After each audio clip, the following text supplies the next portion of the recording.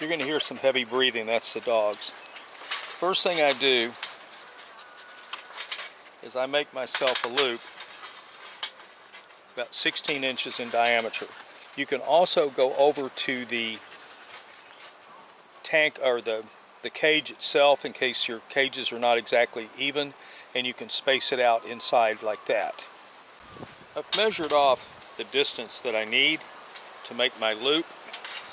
I'm using a pair of wire strippers. You can cut these with scissors, but it's hard. With these, it's really easy, and you're done, just like that.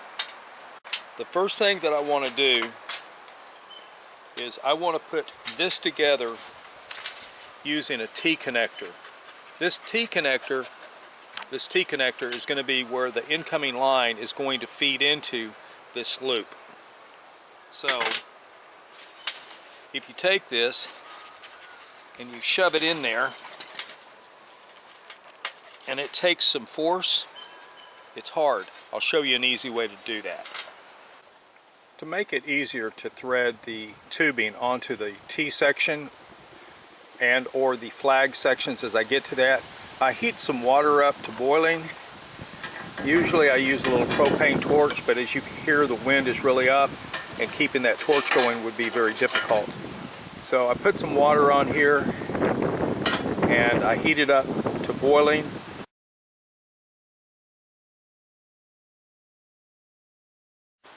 Due to the wind, I put a large can over the top of it just to act as an additional insulator to help heat that water up faster. I'm also going to go ahead and assemble it here and show you how I do it. Just because I have so many pieces, that water is going to cool off, and I'm not using my propane torch as I explained earlier.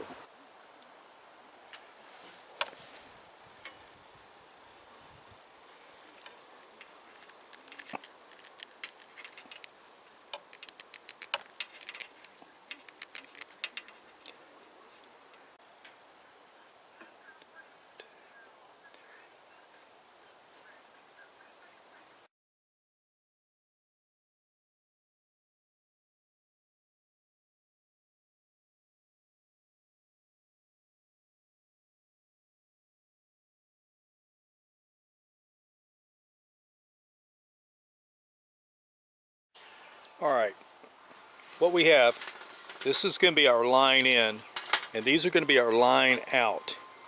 The next thing that we're going to be doing is we're going to be placing flag emitters on there.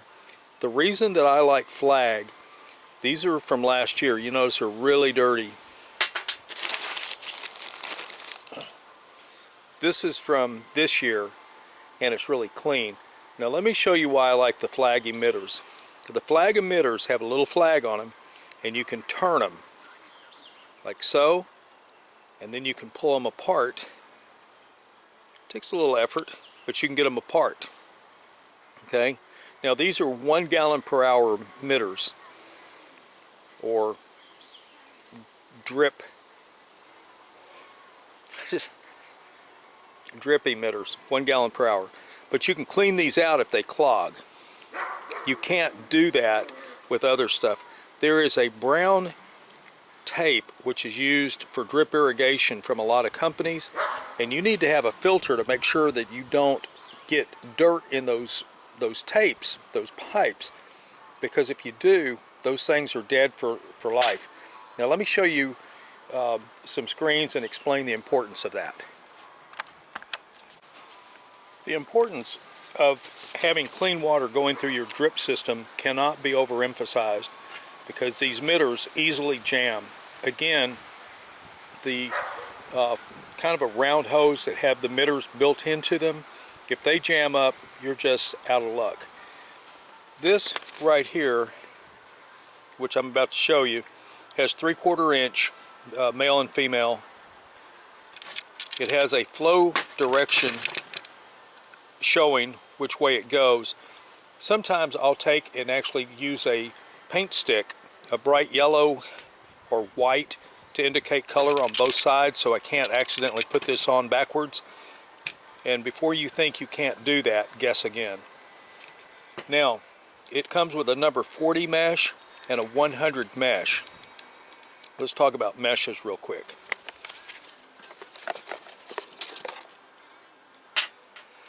Oh, as we get to the meshes, it has these pre-filters which would go in the ends of these things to keep dirt from getting in there. You also have an extra O-ring for the inside of this so it doesn't leak. Here's your O-ring right inside here. It's probably not going to show up on camera because of the contrast. This is a number 100 screen. You can still see my finger through it, but not real clear. How about mechanical pencil? You can see the mechanical pencil in there, but it's a bit diffused. This is the number 40 screen. Here you can clearly see the pen or the pencil. It's larger size. Now, I'm going to throw this out just in case you're interested. If you ever have a well screen built and you want no sand coming into your casing, you need a well screen with number 200 wire on it. This piece fits into the bottom. These are soft rubber right here, so it sits in, it seats firmly. This has a in direction coming in this way, and it has an out direction.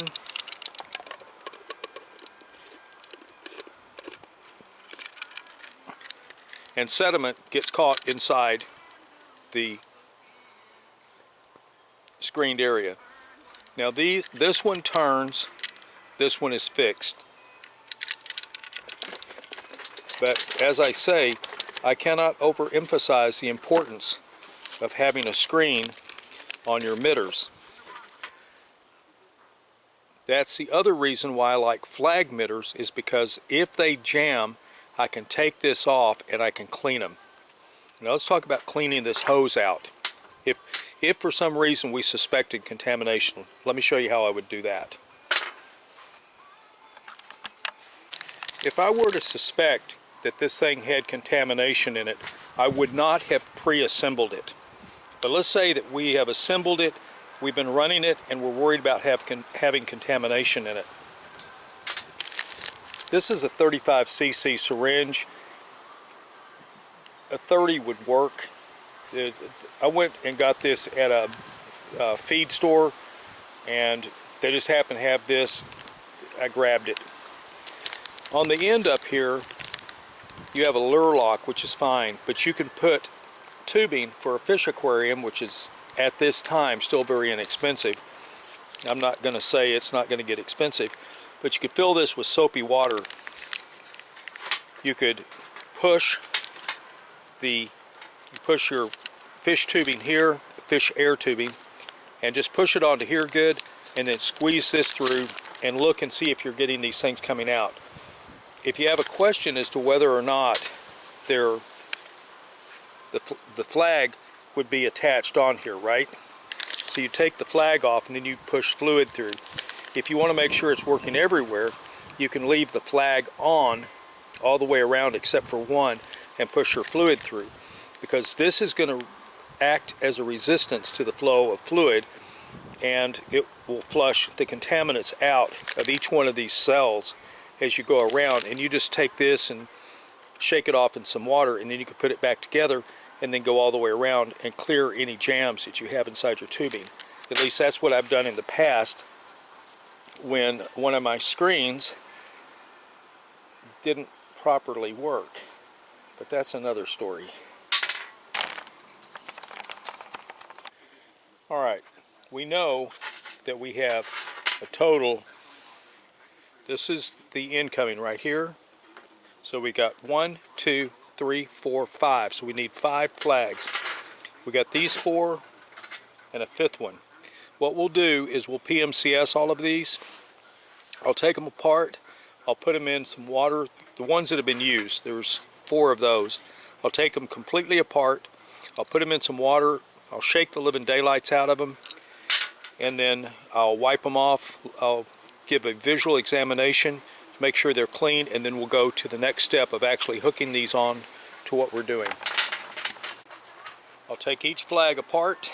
They're a bit difficult to get apart. You also got to make sure that you're not on a ledge, and I was on a ledge. Let me grab a pair of pliers.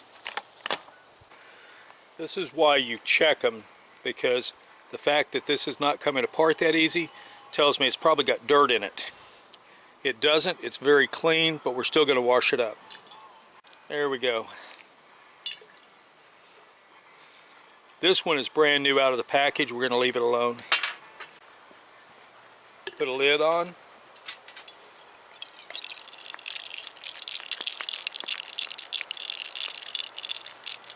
You can do a whole lot at a time. I'm only just doing 5 of them. I'm going to go rinse these off and we'll come right back. Here are my emitters, looking just as good as the brand new one. Now I'll put them back together, and putting them back together, I've showed you that previously, so I'm going to do this off camera, and then I'm going to show you how I actually attach these things.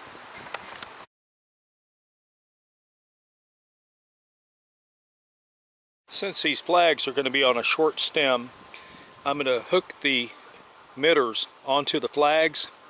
In fact, we're going to turn the flags this way so I can push them on a little further. We're going to push the emitters onto the we're going to push the emitters onto the hose. What I do is I get water that's very close to boiling, probably 160 to 180 degrees.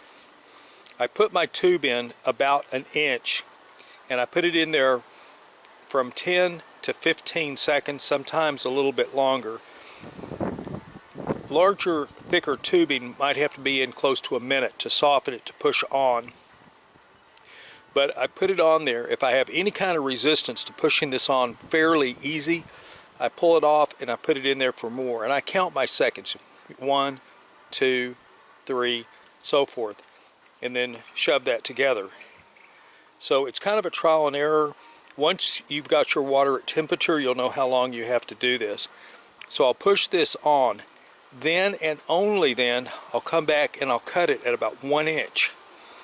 When I get ready to hook the flag to my tubing, I will hang on to the flag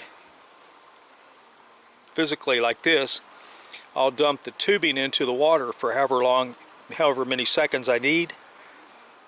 Then I'll take hold of this and I'll work the tubing onto this. So I've explained that. I'm going to go ahead and hook these all up, and then I'll show you the finished product. For me to push these on, I had to hold them into the water for about 10 seconds.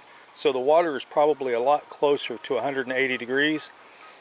The next step, I'm going to walk this over to the heating area that I'm using.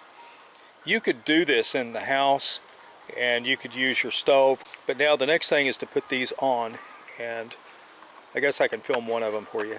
Again, if you're joining this presentation a bit late in the broadcast, I have a can in here full of hot water, and this on top is just to help keep the heat inside the can because it's so windy out here. To recap, I'm going to grab the flag like so, and the next thing I'm going to do is stick this down into the water for about 12 seconds, and then I'm going to pull it out and I'm going to slide it over the thing.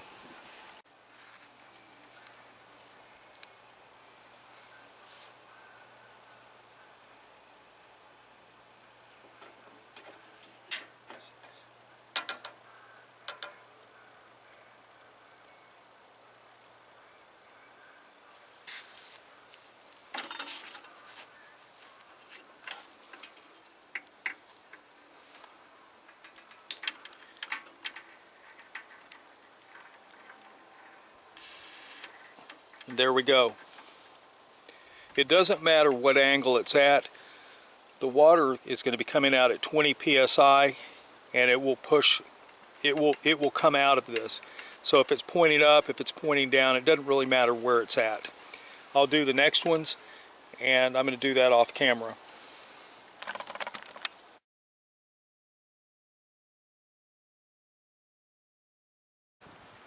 Warning, when using hot liquids for heating plastic, you risk injury from burns and scalds. Do not use boiling water, but use very, very hot, like about 180 degrees, and be very careful. Make sure that you don't use anything that spills easily, and use extreme caution. Here is the finished product. My line in will be going here, and I'll be doing the same thing by heating some hose and pushing it on and running it the length. And these will just be laying on top of the potato tower. These will be on top of the potato tower with some compost or thatch or something on top, just to help keep the top from drying out. Now, how long do we need to run this thing? That is going to have to be done by observation.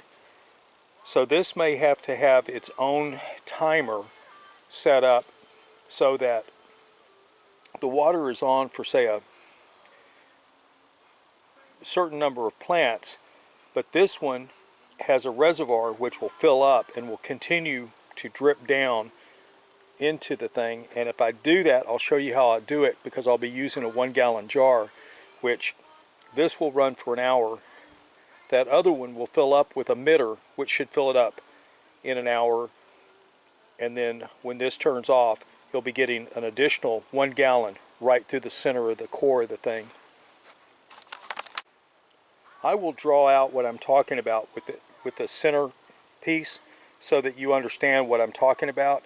The physics of it is very elementary, but this way you'll understand what's going on.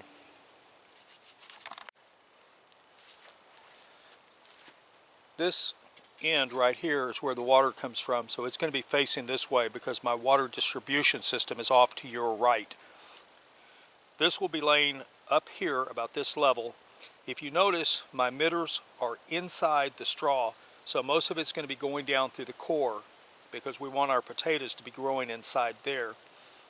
In the off event that I need to add water to this, I'll be setting my 1 gallon jug right here. I'll show you how that's done in a separate video. I would like to hear your comments on this design, so please leave a couple of comments and tell me what you think. Dysfunctional Vet out.